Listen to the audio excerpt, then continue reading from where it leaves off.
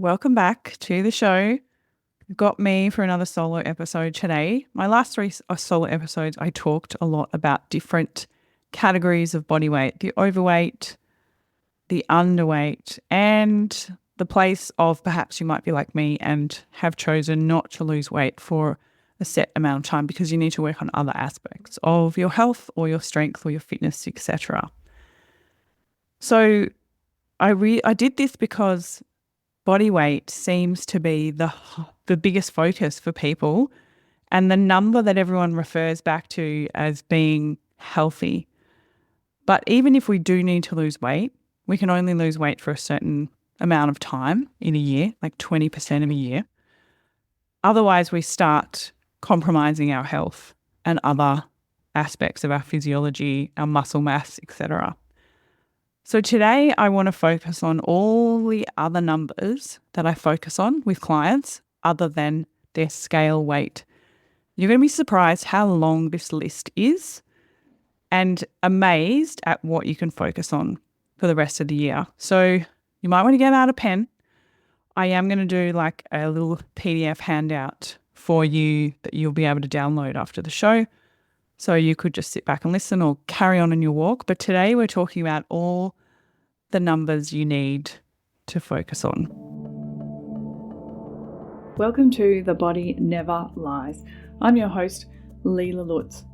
Each week, myself and experts from around the world help you uncover the secret ways your body communicates with you to empower you in your own individual health journey.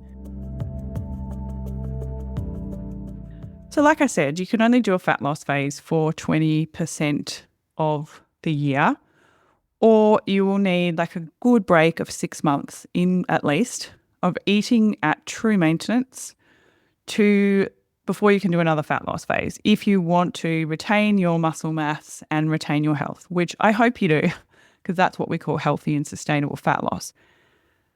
But most people only view health as focusing on that scale weight.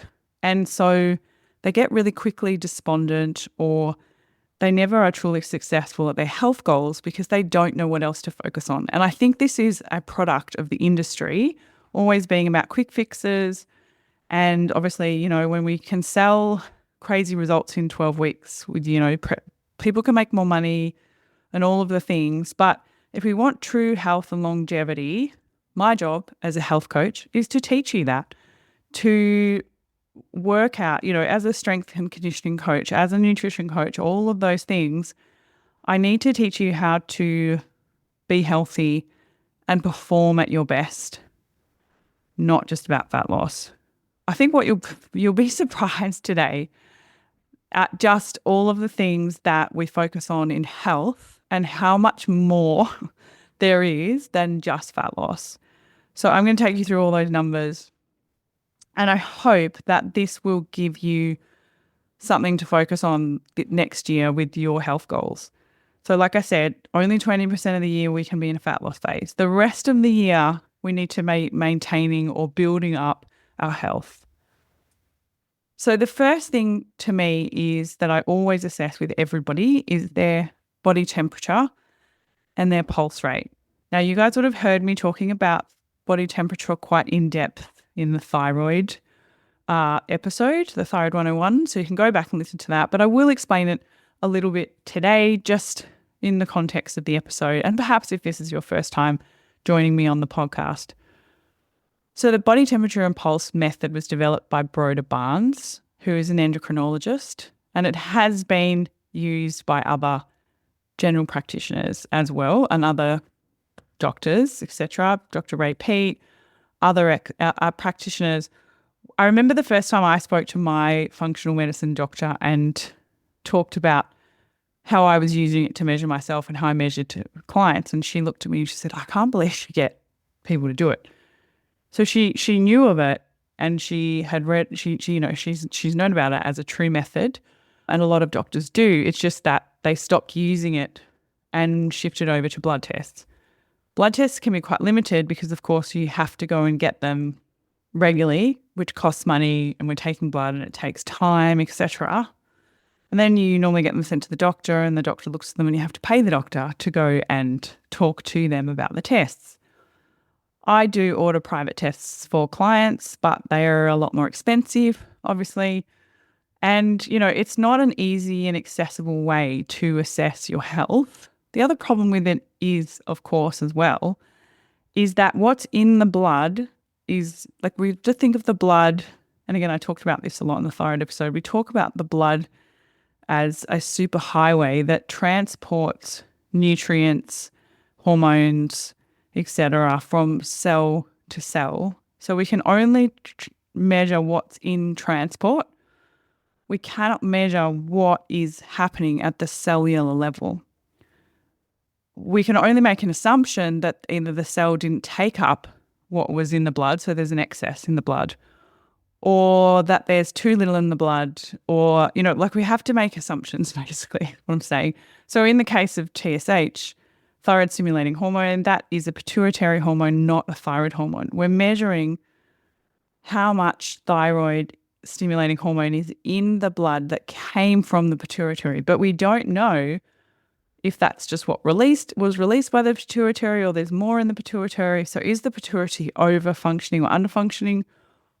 And then we're also making an assumption based on whether the thyroid took up what was in the blood or didn't take up what was in the blood. So maybe it did take up a lot, maybe it didn't take up a lot.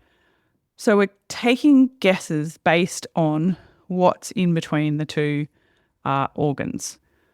And the same goes for any other blood, any other thing that we're testing in the blood, basically.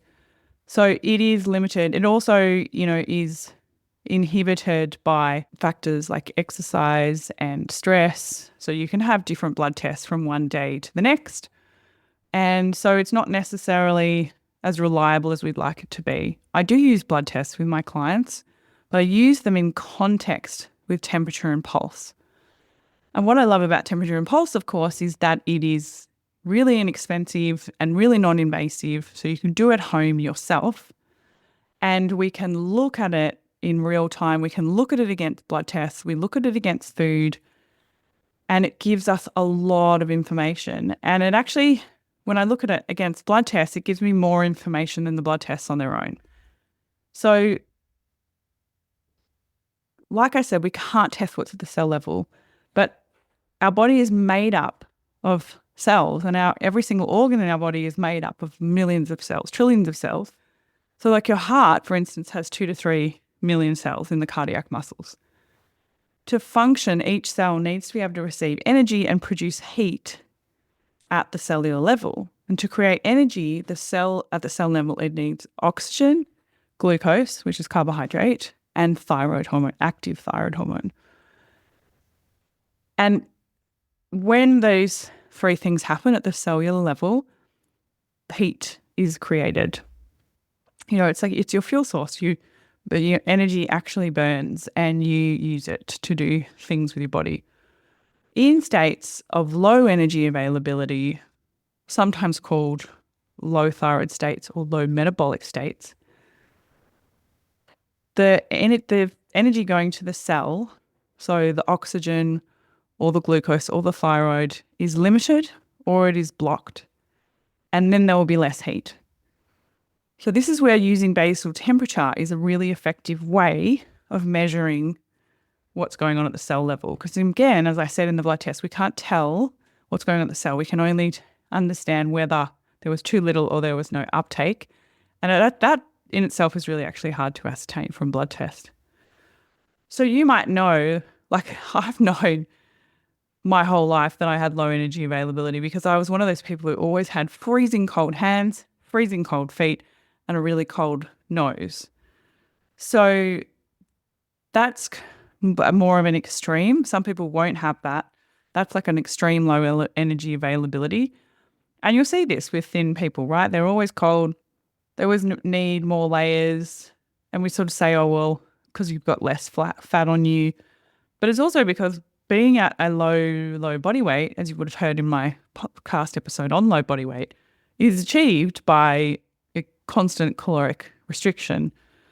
And I'm hard-pressed to actually meet someone who sits at a body weight lower than the recommended for their height, who actually is that way in a functional, physiological way. So when we don't have enough energy, the body will try and conserve energy. So it will draw the heat towards the organs, the most important parts of the body. The number one most important part being the brain, of course. And then it will conserve energy for things. So it withdraws away from the extremities. And then it will also start to slow down digestion, slow down hormone production, slow down all of the things to try and conserve energy. And so when we take our armpit temperature, if it is low, we can assume that the body does not have enough energy to create the heat that it needs to function. So normal basal body temperature, sorry, I always have to look up the Fahrenheit. I don't know why I should never remember the Fahrenheit, is 97.8 to 98.6 Fahrenheit or 36.6 to 37 degrees Celsius.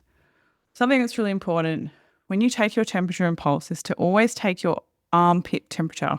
Because your brain requires the most glucose in your body, you can often have that being preferenced over your corpse. So your armpit will be lower than your oral temperature. So I have quite a lot of people who have normal oral temperature and they'll have a low armpit temperature, but they've only been taking the oral temperature. They're like, Leila, that doesn't work. It's fine. There's nothing wrong with me. And then we take armpit temperature and it's significantly lower. Also, that taking the oral temperature can produce false positives because the problem is if you can't breathe properly or you have a nasal or sinus infection, you can have more heat in the head than you would normally. And so that can give us a false positive. And I just find so many people have restricted breathing patterns and airways now. For them to close their mouth and hold a thermometer in their mouth gives a lot of false positives. But I do like to take them together because the two of them together show me things as well. There should only be a difference of like 0.2 degrees between the oral and the armpit temperatures. So this is the first number and the number that I use the most. So what will happen as well throughout the day, we are normally the coldest when we wake up. And then once we eat breakfast, we should see a rise in temperature, and then lunch. And then we should have our highest temperature in the afternoon, evening, because the more food we're giving ourselves, the more fuel we can create, the more heat that we can create, provided that the fuel is appropriate, right? So I do have clients, and this is what I use body temperature for as well, is giving themselves the wrong kinds of foods, which are actually costing their body more energy. And so there will be a drop in body temperature. So I do measure it against foods. You know, for instance, with people who fasted for a long time, for instance, when they start eating breakfast, again, they'll actually often get a worse temperature and pulse after breakfast than before breakfast because the meal has stressed the body out too much. This does not mean that they should not eat breakfast. It means that we have work to do to get them functioning and able to eat breakfast, because we should have a nice warm temperature after breakfast. So we generally take temperature and pulse when you wake up, and then 60 to 90 minutes after breakfast, and 60, 90 minutes to after lunch, and then we log it against your food and activity. So I can also tell whether you can get into the recovery state. So when I work with people who have exercise intolerance, I say that in air quotes, they just have a negative response to exercise because the physiology is not working in the right way. We use temperature and pulse to ascertain the effective dose of exercise. If they have too much of a drop in temperature the day after training, we know that maybe that stress was a little bit much and we can pull it back a bit. But generally what we want is, again, when someone's doing the right type of exercise for them, it actually boosts their metabolism as well. And so we would see consistent body temperature and pulse the next day. We must also understand that body temperature and pulse is affected by the menstrual cycle, and it's another great way actually to measure your menstrual cycle. When you bleed, the first day of your bleed, you should have the highest temperature of the month, and then it will drop until you ovulate. And once so at ovulation, it will be at its lowest point for the month. And then after you ovulate, it will climb back up again from the period of ovulation to the bleed again. So we can use it to tell if we've ovulated. And of course, ovulation is really important because that's how we make our hormones. If I don't see that smooth rise from ovulation to the bleed, I can also make the assumption that that client doesn't have enough progesterone and might need help with those kinds of things. But it's normal. What I'm saying is it's normal to see it drop and rise within the month. But again, it should be only like 0.2 to 0.5 degrees of a drop. And when you drop after ovulation, you don't want to be dropping into like 35. So the pulse, the thing with the pulse as well, I know that there is a lot of nuance to this. There is. And a low pulse can be seen as a sign of fitness. But I would say that someone who is really fit would have a pulse still in the 60s and not in the 50s and definitely not in the 40s. Your heart is a muscle, and when it contracts, it pumps blood around the body. In low energy states, it's not going to get as much energy, and so the rate of pulsation is going to be less. The rate of contraction is going to be less. And we see this in all muscles in the low energy availability state. One of the tests for low thyroid is Achilles tendon reflex. And so your heart, just like any other muscle in your body, will beat slower, have less response due to the lack of energy. So it's really important when someone says, oh, I'm really fit and so I have a low heart rate. I've been working with someone recently who's really athletic and their heart rate was in the 40s, and we've been slowly getting it back up, and it's actually got back into the 60s now, which is much healthier. And, you know, we have to be really careful too, because when we look at like some of these athletes and ultramarathon runners, etc., we see a lot of them ending up getting pacemakers and having heart problems. I remember one of the spin instructors at my gym actually died of a heart attack in his 40s. And, you know, he always had a super low heart rate and said he was super fit and healthy. So we need to look at this low heart rate in context. It is, if you are an endurance athlete and you don't eat your energetic requirements, and a lot of people don't realize that endurance athlete can need like 300 to 500 grams more carbohydrate than other athletes. Yet they do these ultra marathon events and they can go for really long times without food. So this low energy availability can go hand in hand. We see it with female athletes as well. Female athletes, about 70% of female athletes are underfed. So that's something to think about when we talk about pulse. So when I was diagnosed as being hyperthyroid, so overactive thyroid, it's a completely wrong diagnosis. And I wish I had known this at the time. I might not be suffering so badly later in life. But I was diagnosed as hyperthyroid, overactive thyroid. So I had really low TSH. So the assumption is made that my thyroid was just burning through the thyroid stimulating hormone. So there was none in the blood. And I had a super high heart rate. I actually thought I had a heart condition because I got off the spin bike after teaching a class. My heart rate was 220 beats per minute. It took like hours to come down, and it only came down to about 180. I was dizzy. I was having all these issues. I turned up at the hospital. I did lots of tests, and there was nothing wrong with my heart's function per se, but it actually was found that I was hyperthyroid. And a high heart rate is indicative of overactive thyroid. However, my temperature, I was freezing. My hands were freezing, my toes were freezing, my nose was freezing. And I was like wearing these puffer jackets, you know, and then it wasn't winter.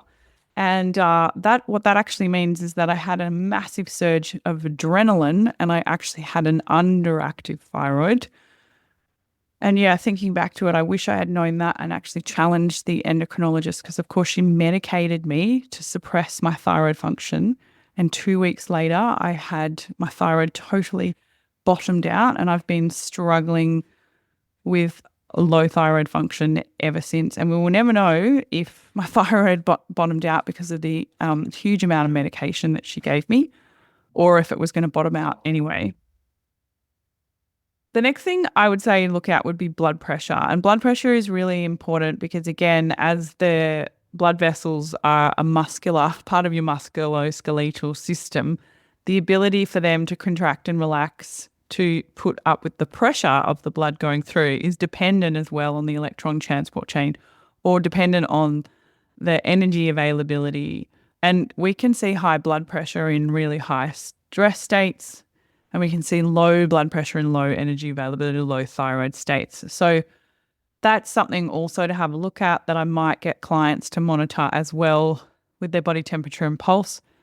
And it can be when you've got someone who's got that, then they say that's a fitness adaptation. I normally see low blood pressure when their pulse is too low as well, and it's a backup checkpoint for them. So you'll know if you have low blood pressure if you get up from sitting down and stand up suddenly and you get that feeling of like your body takes a long time to catch up with you, or you get dizzy or you get quite faint doing things, that's low blood pressure. And, you know, I have a lot of clients who've had high blood pressure and their doctors want to treat it with medication, but we actually can treat it with managing health and energy availability and stress, because, of course, there are side effects from taking blood pressure medication, and the cascade of that is really alarming as well. Of course, this is not medical advice. You should check with your doctor on that one. So blood pressure is really helpful. My third measure is respiratory rate. So how many times do you breathe in and out in a minute? So as I said, oxygen getting to the cell level is a really important part of energy. And to be able to get oxygen into the cell level, we need to be able to retain enough carbon dioxide. So if we can't utilize carbon dioxide, what you will find is that people breathe quite quickly because they're trying to get rid of all the carbon dioxide. Now, so a good breathing rate is around 12 to 14 beats per minute. So this is something really easy to test yourself with. You can just put a timer on your phone for a minute and just sit there and relax and just breathe in and out and count how many breaths you are breathing. I always do this when people don't know. I can measure it while people don't know I'm doing it, because, of course, once you know that you're being tested for it, you can slow your breath down. Some of the wearables measure it, and they're not as accurate, but it can give you a day-to-day sort of indication of where you're at. I really notice when I'm with people and they take, you're just sitting in silence and they take a lot of breaths when you're just sitting there not talking. It really is a sign of not being able to retain carbon dioxide. And that doesn't mean that you're unfit per se. It just means that the energy cannot get into the cell. You're not able to use that carbon dioxide to push the oxygen into the cell. And we see this very much in the people who have exercise intolerance. They generally have a high breathing rate because they can't retain that carbon dioxide. So a lot of it also has to do with your carbohydrate consumption and your ability to utilize carbohydrates, because carbohydrate, glucose and oxygen go into the cell together. They need each other to go into the cell.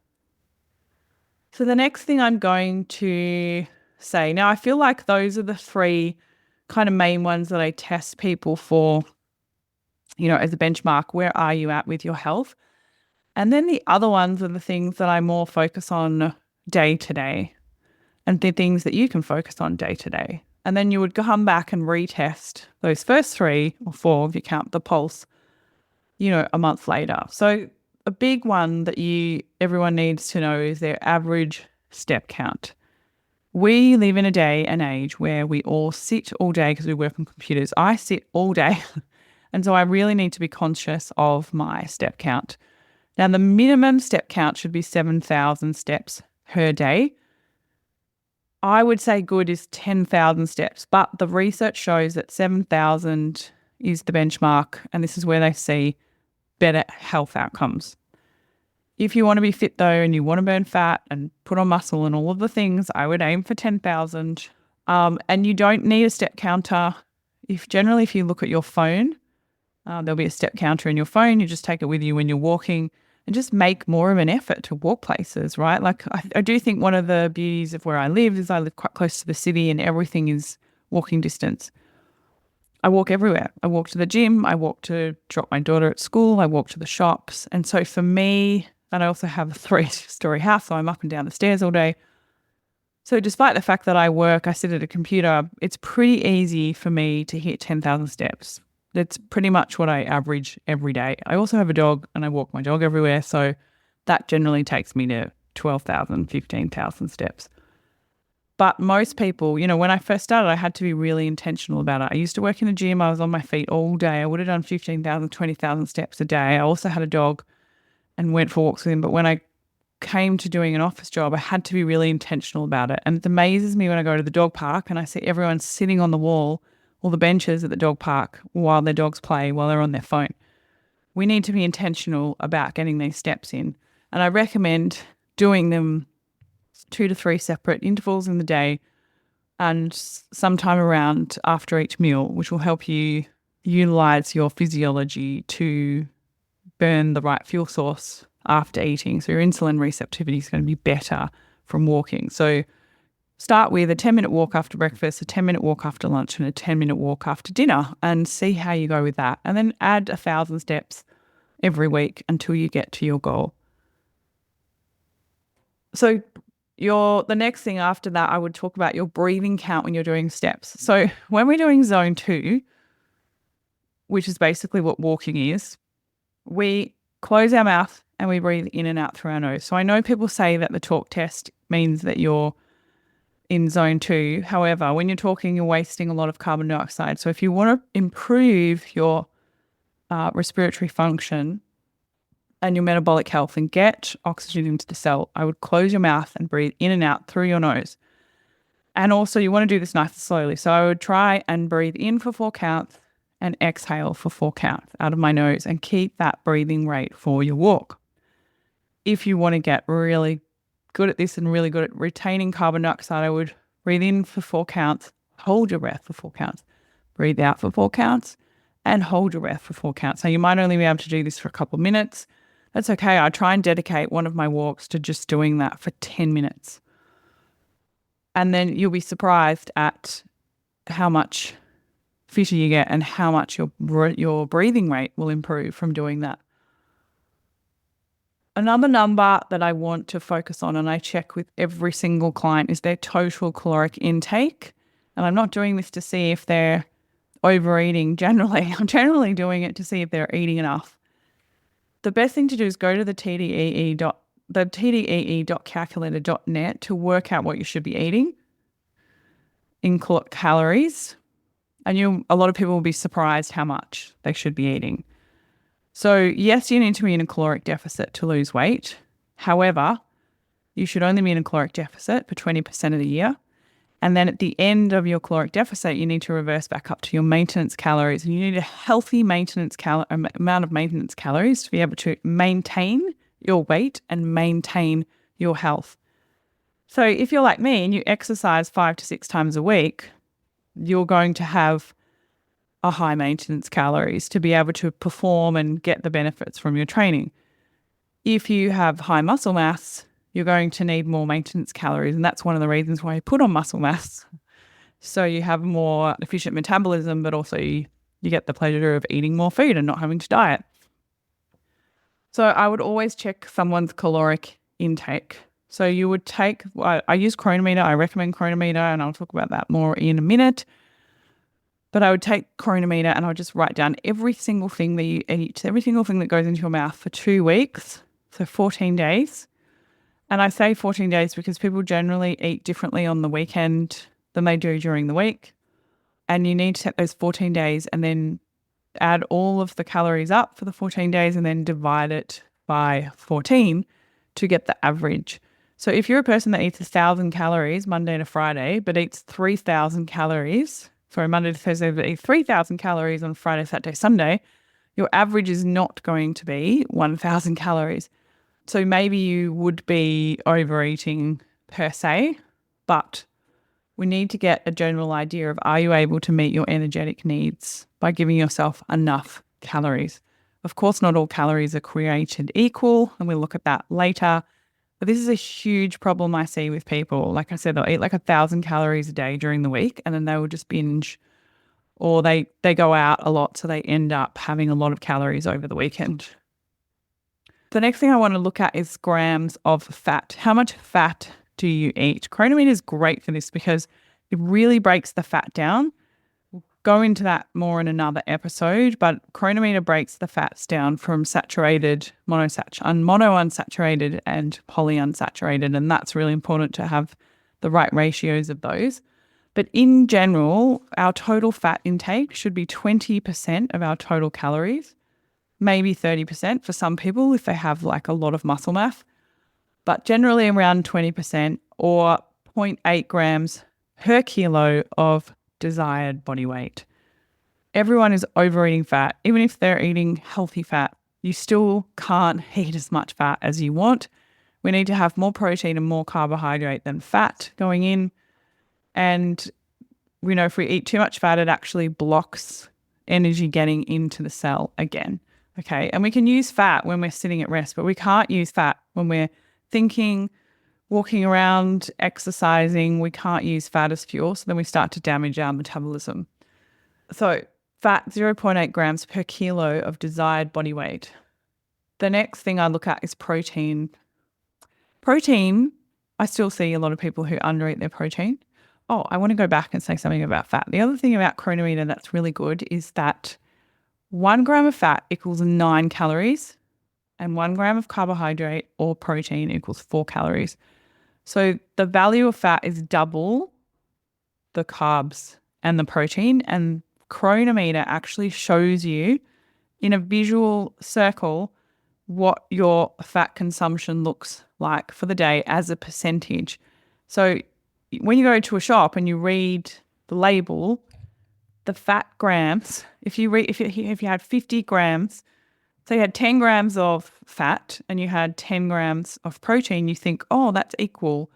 But it's not, because it's actually 90 calories of fat and only 40 calories of protein. So your fat is double your protein. We don't want that. We want the protein to be more than the fat and the carbs to be more than the fat. We want the carbs to be around 20 to 30% of the total meal. So cronometer is great because it gives you this visual representation that you can see that your total fat for the day it's in red, fat too, which is really important because red is like danger if we go over. So you can have a look, is my daily fat intake over 20, 25, 30%, depending on your needs. One of the reasons why I love cronometer, we'll come back. There's lots of reasons why I love cronometer. I'll talk about some more in a minute. Protein. Now, protein's getting a massive rap, which is awesome because most of the people I see are under-eating protein, or if they're hitting their protein target, they're massively overeating fat because they don't know how to balance that. Something I teach you in my course, by the way. But protein, we need to be eating 1.6 to 2.2 per kilogram of desired body weight. Okay. 65 kilos is like my goal body weight. So 130, 140 grams of protein is enough protein for me. There is no evidence to say that eating more protein does anything beneficial for you. So there's no need to eat more than 2.2 grams. So what I'm finding with the people who've jumped on the protein wagon and they're following all these influencers with these high protein meals is they're going over, and it's just a waste. You just don't need to do that. Protein is probably in the food, all the food that you're going to eat, the most expensive food, especially if you're getting it from organic meats and organic dairies, organic animal products. It's the most expensive part of your shopping list. So there's no point going over it. It's just a waste. And then the rest of what we're going to be eating is the carbohydrates. So you generally take your total calories that you should be eating, put in what your fat should be, put in what your protein should be, and then you subtract that from the total calories and the rest should be carbs. And that should be around 5 to 7 grams per kilo of desired body weight, 5 to 7 grams. It's going to be more if you're training. Now, my favorite thing about carbohydrates is that they're protein sparing. So if you don't eat enough carbohydrates, your body takes the protein that you ate and turns it into carbohydrate. So you're spending all that money again on protein, but you're not able to utilize the protein to its full effect. So if you need that 140 grams of protein and you want it to work for you, well, guess what? You need to eat enough carbohydrate to be able to make that work for you. So carbs, everyone's become so scared of carbohydrates. My word, there's so much misinformation out there about carbohydrates, and we're really missing this essential nutrient. So what we're going to look at too, for my next point, is going to be the total calories. You need to ascertain, are you overeating or are you undereating? Some people are overeating some things but undereating other things. So if you're overeating, I would decrease the total calories by 20%, or I would decrease the macro that you're overeating. You know, if it's fat, I would decrease it like 5 to 10 grams at a time. If you're overeating protein, same thing goes. Don't really see that many people overeating carbohydrates unless they're eating like the standard American or standard Australian diet. But I generally work more with people who've come from a clean eating background and have all these kind of ideas about food. And most of those people are under eating. So if you're under eating, like nobody should be eating less than 2,000 calories on a day-to-day basis. And like a meal is at least 500 calories, at least. I sort of eat 700, 800 calorie meals. If you're not eating 500 calorie meals, like if you ate 3 meals a day of 500 calories, that's 1,500 calories. That's not a lot of food. So you could be having snacks on top of that. Yes, fair enough. But your meals need to be at least 500 calories. That's another number for you to check. So if you're under eating, you really need to look at the numbers and start increasing by 50 calories a week. Now, some people need to increase 50 calories and wait a month, because they're so low in energetic function. You actually need energy to break the food down. So you've got to give it a bit of energy and let it learn to utilize that energy so it can break food down properly. If we go too fast, and this is what we see with a pro-metabolic diet people, there's no such thing as a pro-metabolic diet, by the way, or the repeat diet. People going, oh my God, I need carbohydrates. I should be eating carbohydrates, and just putting carbohydrates back in. No. I want you to put in 50 calories of carbohydrates per week, which is like 12 grams of carbohydrate per week, if not per month, and add that slowly. Okay. So these are really important numbers to focus on. Do I eat enough? And am I meeting all my needs? Meeting all my needs also, it's not just about macros. We've talked about macros, but the thing that I love about Cronometer is looking at your recommended dietary intake, or your RDIs.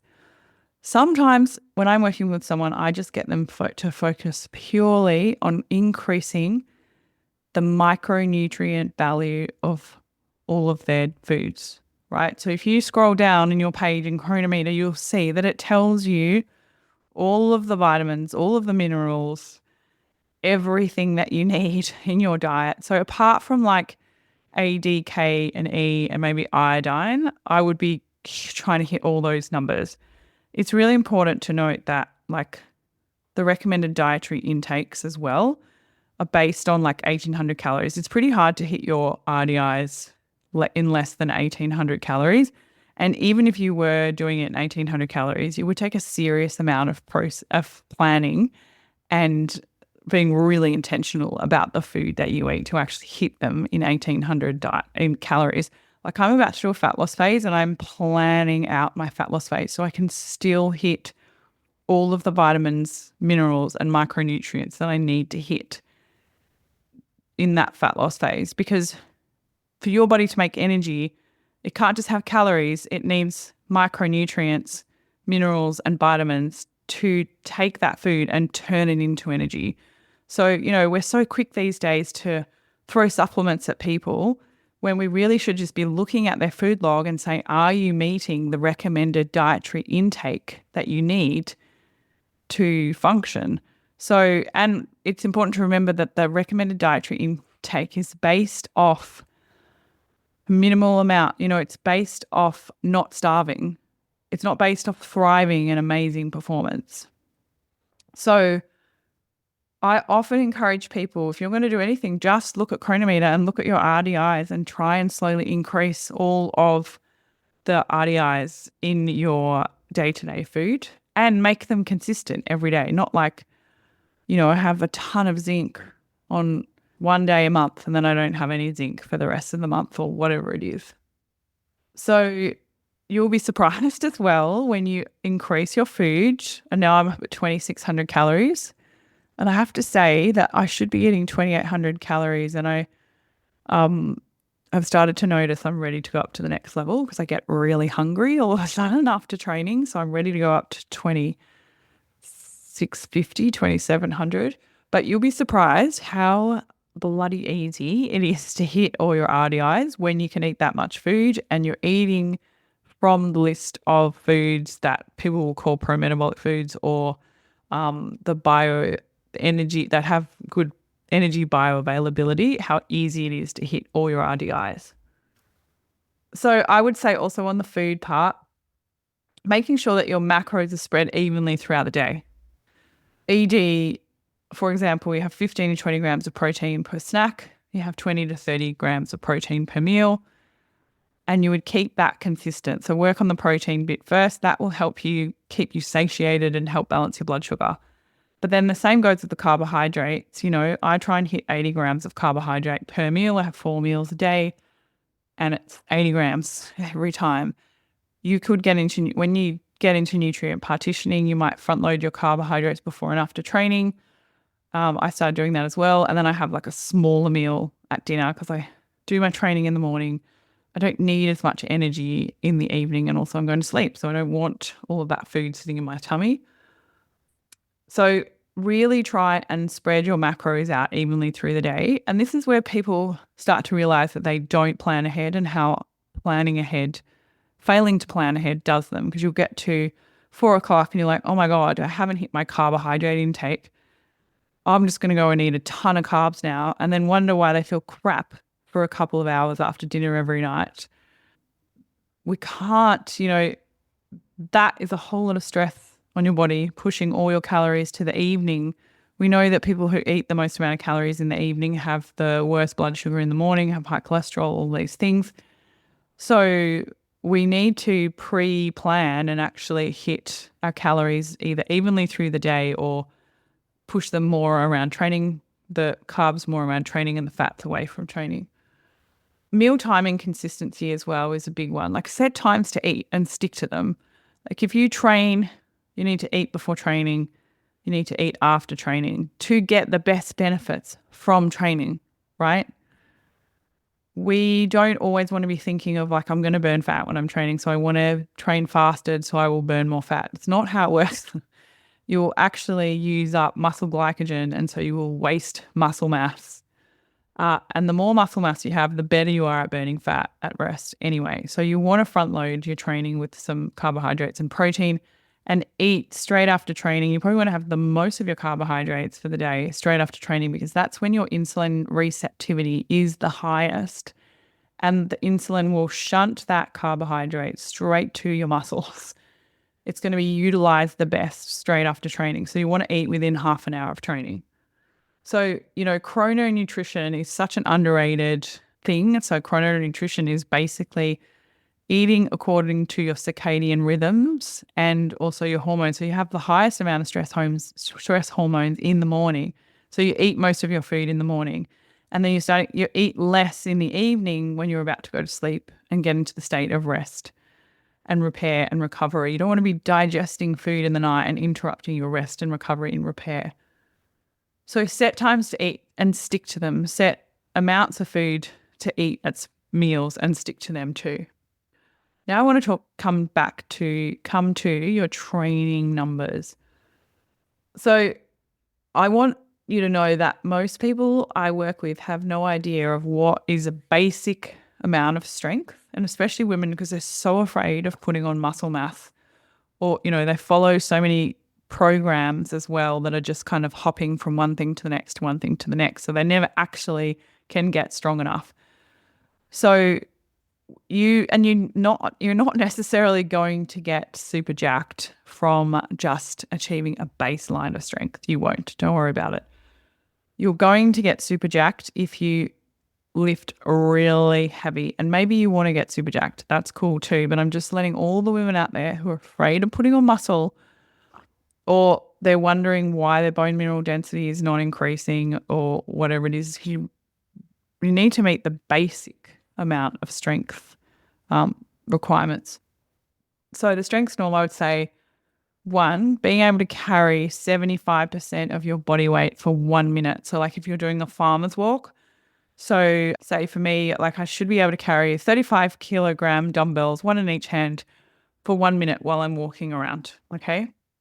Hang for 1 minute. So you should be able to put your arms up on the chin-up bar and hang there passively for 1 minute. And these two exercises exhibit good shoulder health and good arm strength.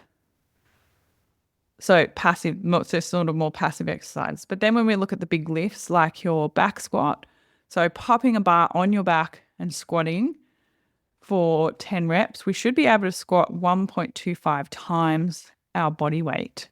So for me, that's about 80 kilos for 10 reps. Deadlift, we should be able to do 1 times your body weight. Now, this is where I was talking about in the other episode how much stronger my deadlift is from my back squat. And so my deadlift is like easily 80 kilos, which is actually a good amount of strength. And my back squat was like 60 kilos max, so I was like, they're actually out of whack in terms of strength norms. So I have to work more on my back squat and stop focusing so much on deadlifts because I love it and it's easy. I was like, I'm just going to set a goal for 100 kilo deadlift and completely ignore my wimpy little back squat. So back squat 1.25 times your body weight, deadlift 1 times your body weight. Bench press. Now, as women, we're obviously much stronger in our legs. Like we have most of our muscle mass in our legs and not so much in our upper body. So our strength level compared to men is less anyway because we're just less strong. We have less testosterone. We carry more body fat. Like just naturally we're less strong. And that's fine. But comparative to men, our upper body strength is much weaker relative to the rest of us. So normal for bench press for women is 0.7 times your body weight or your desired body weight. And then lunging, so step back lunges, we would say half your body weight in lunges because you're going one leg at a time. So increasing on top of that obviously is amazing, but this is just a basic strength level. And there's not that many women that I see at the gym who can do that. There's not that many women that I meet in sessions that can do that. And that is achievable if you had a really great program and you were training twice a week, you would be able to achieve those. So you don't have to be this crazy gym goer to get to those basic levels of strength. What you do need is a great coach who can teach you the right technique and teach you how to wind up tension in each of the lifts so that you can get your whole body working for you to get strong enough to do them. You do need enough food, you need enough calories. Like I can't tell you how much stronger I've gotten in the last phase, like really pushing my carbs up. Like I cannot wait to see next year when I get up to 2,800 calories, just how much stronger I can get. And you guys will see me, like I'm not that muscly. I don't look that jacked. Like it takes a long time to get that kind of physique. So women, stop being afraid and go for those strength norms. So the other thing as well is progressive overload. So when you need to have some way of recording your training session and you need to do the same shit over and over and over again and get better at it every time. So my thing when I'm training, and I always say to clients too, is to gamify your training. I'm going to beat last week. And so some weeks I'll beat last week massively and some weeks I'll just beat last week like a tiny bit. So say if I hadn't had enough sleep, or some weeks I don't beat everything, some things just stay the same. So say for instance, I haven't had a good amount of sleep. I'm not going to push to beat last week massively, but I might go for more volume. Like I feel a bit weaker, so I might drop the weight a little bit, so I'll go for more volume And then when you take the weights times the sets times the reps, the volume will equal more than last week. So this is where it's helpful to have a trainer who can teach you how to play around with volume and the sets and the tempo, so that even if you can't lift as heavy a weight, you can still increase somewhat from the week before.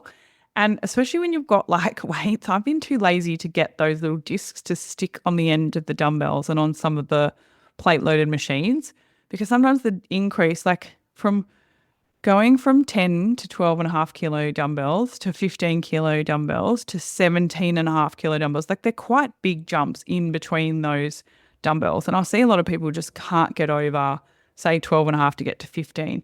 But you can actually play around with the volume a lot and kind of do a pyramid thing with the volume and then get to the next weight. So it's a little bit of a technical and bit of a strategic approach at progressive overload, rather than just trying to push 5 sets of 12 every single week. Like, you can play around with the volume and whatnot, and especially according to your cycle and how much sleep you've had. And this is, if you have a trainer, this is what they should be doing for you, by the way, is finding a way for you to beat last week every week and making sure that you do demonstrate progressive overload. So every session is better. So you will know if you're growing muscle, if you're continually seeing increases in progressive overload in your sessions. So your overall goal, so progressive overload beat last week. So your overall goal, right, is going to be my back squat. I'm going to back squat my body weight. I talk about this a lot in the episode with Amy about me trying to get my hack squat better. I had an injury and I became afraid of squatting, and I had to build up the confidence again, and I've had to build up the stability. I've had to build up the ability to take the pressure of the load and all the things. So my goal next year sometime is to hit this body weight squat, and then it is to hit beyond that. But this is the really important thing with people. If you just go like, I can't squat and I'm supposed to be able to squat 80 kilos, you just look at that and you go, shit. Like, I put the bar on my back and it's uncomfortable, or whatever it is. When you set a goal, you have to make it into mini goals, right? So I was like, okay, well, I'm going to hack squat because there's less stability required with the hack squat. So I can just focus on the strength component. So then I'm like, okay, well, I'm going to build up to my body weight in hack squat. So I got to 70 kilos just yesterday, actually. So that was my first goal. And, but even in that goal, beyond that, there were smaller goals because the hack squat machine actually weighs 40 kilos. So I had to be able to do full depth hack squats with just the machine to start with really good technique. And so when I got that, I gave myself a little pat on the back and I celebrated. I didn't go out and party or spend money on something to celebrate. I just really acknowledged that I had achieved my first mini goal. That was a big thing for me. I was really scared of going full depth because of the pressure that happens when you go do that, because I had a DVT some time ago. And, that was a big milestone for me, overcoming that and getting the technique really good for that. And also a lot of ankle mobility went into that and a whole lot of stuff. And it's really important that you have these big goals, but within those you have mini goals. And every time you achieve a mini goal, you acknowledge that and you celebrate it, because otherwise it's going to feel like forever to get to the big goal. The same is like with weight loss. So you can only lose weight, you can only be in a caloric deficit for a certain amount of time. So for me, I've planned out next year, and I'm going to need to do 2 fat loss phases to get to my goal. So there's only a certain amount of weight that I can lose. There's only a certain amount of time that I can be in a caloric deficit. And it's about going, well, it's not realistic for me to lose 15 kilos in one go. It's not healthy. So I'm going to break that down into 2 chunks, and I'm going to go for 7 kilos at each time, or whatever the goal is. Like, break it down into a smaller goal and accept that not everything can happen overnight unless there's some kind of extreme sacrifice, or extreme commitment to an extreme program. Like if you want extreme result, we have to take extreme measures. And normally with extreme measures come extreme costs. Okay. So when I work with someone and I see that they need to lose weight, but they don't know how to do maintenance. Well, one of the goals is going to be doing maintenance really well, increasing muscle mass, increasing output, increasing everything so that we have more metabolic flexibility. And what that means is when you do go into a fat loss phase, you will actually lose more fat in the fat loss phase, if that makes sense. So it's about looking at the big picture. Like I hope by giving you all these numbers today and all the numbers that I use to work with when I work with a client, and I plan out their year. And if you come along and do my course with me next year, you will plan out your year too, because you can't be in a fat loss phase forever.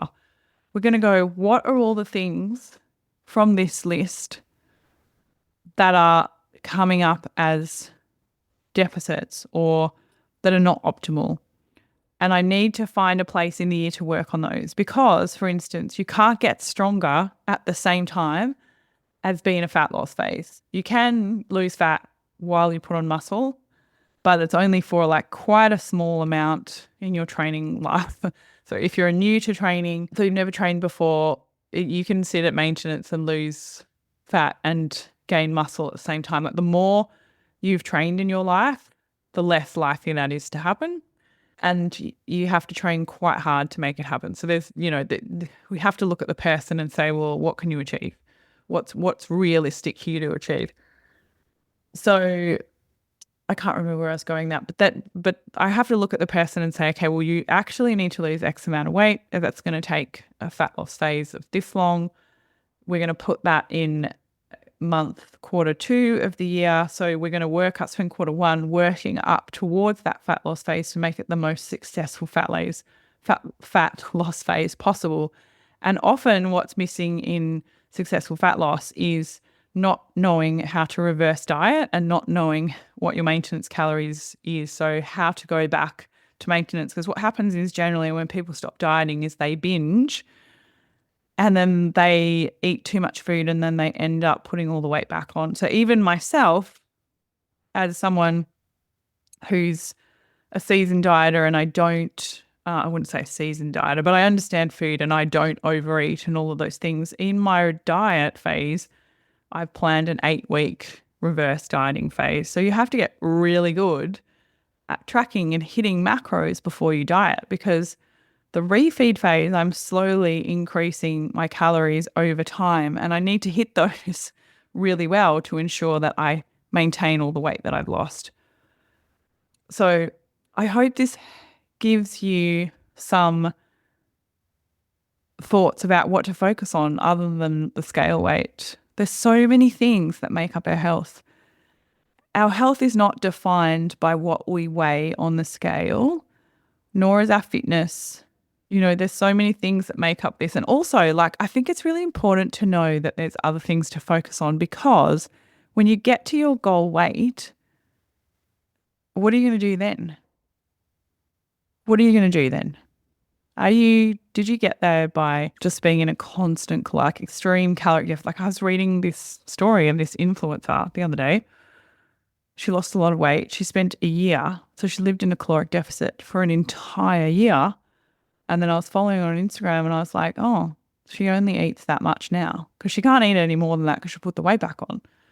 So she's now stuck eating 1,200 calories a day for the rest of her life to maintain that weight. So do you want to live your life like that? I don't want to live like that. I want to go out and have pizza and pasta with my friends and go on holiday and enjoy myself. And, I also want to have muscle mass and I want to be strong and I want to snowboard with my daughter and horse ride with my daughter. And, I don't want to live a life restricted in a little box to, achieve something that's so unachievable. It's really important to teach people to learn, what does my life look like day to day? What keeps me healthy day to day? Fat losses phases are just tiny little parts of the program. And I go on about them so much because this is how people get metabolic issues, is from too much dieting, restricting foods, overtraining relative to the amount of food coming in. Like if you want to do ultra marathons, great, you can, but you probably need to eat like 3,000, 4,000 calories to be able to do them. Overtraining happens because of underfueling. So if we eat enough fuel, you can do a lot more training. So, you know, you have to learn to fuel yourself for what you want to do. So let me know what you think of this podcast episode. Stay tuned because my course is coming in January. And if you're interested in applying all of this, you should definitely come and join. And yeah, I think this is going to be the last podcast episode before Christmas because just like you, I'm going to need a break and I'm going to stay off social media as much as possible and just disengage from everything and enjoy the time with my family. But I hope this gives you something to think about over that Christmas break. I know Christmas is a bit weird. Everybody worries about seeing people that they haven't seen for a long time and what they're going to think of them and, you know, all of that stuff. But you know what? Christmas is there to enjoy. Eat all the food, you know, just enjoy yourself and don't worry about it. And if you are thinking about, you know, I'm not happy with myself and my weight, my health, maybe think about doing it differently instead of this new year jumping into another cleanse or diet or extreme restriction. Like learn about what you need to do for the rest of your life so you don't have to constantly diet or restrict or cleanse or detox or whatever it is. So I'll leave you with that. Thanks for listening. Please send me any comments. I'm loving everyone's comments on YouTube, by the way. YouTube is going off. We only just moved onto there after Google got rid of their podcast. But I'm really enjoying all the comments from people. It helps me work out what I should create for you guys because I'm here for you. And it helps me, yeah, just with content. And I really appreciate the feedback, even when it is, what's the word? Not negative, but it's constructive. I had a negative comment. I took it on board. I appreciated it. So thank you for listening and stay tuned for after Christmas when we'll be dropping more episodes. I hope you have a wonderful festive season, everyone, and enjoy the break. Thanks for listening. I'm Leila Lutz, and you've been listening to The Body Never Lies. If you haven't yet, please go to your favourite podcast app and subscribe, rate, and review this podcast. All the resources and references from this episode are waiting for you on my website, leilalutz.com. Just click on podcast and look for this episode. Now join me next week for another episode of The Body Never Lies. Thank you so much for listening. Free.